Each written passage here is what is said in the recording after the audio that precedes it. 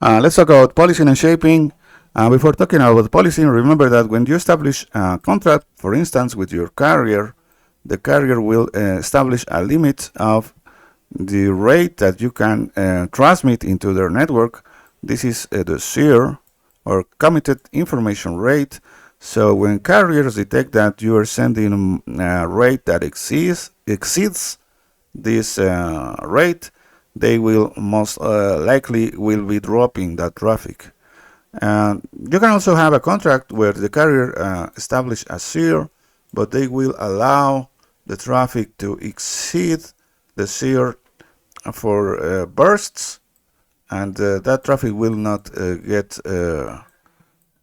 dropped. So you have a peer or peak information rate besides the CIR. So, but if traffic goes beyond the peer, that will be definitely be dropped by your carrier. You can also do policing within your network, and you have the options to either drop it or remark that traffic, and you can do it for ingress or egress traffic. Remember that if you're dropping traffic, that will cause TCP to retransmit those packets. Regarding policing, you can have a single rate 2-color marker and single rate 3-color marker if you are using only one bucket. Remember that the bucket methodology will establish the way that policing behaves. So if you're using only one bucket, you will have those two options, and you are using two buckets, you can have 2 rates 3-color marker. So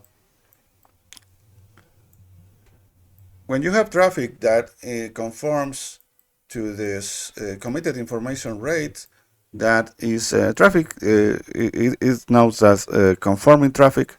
But if you configure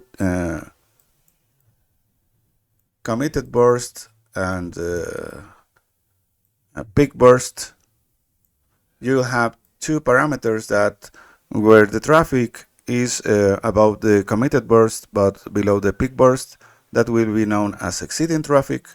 And for all traffic that exceeds the peak burst will be known as violating traffic.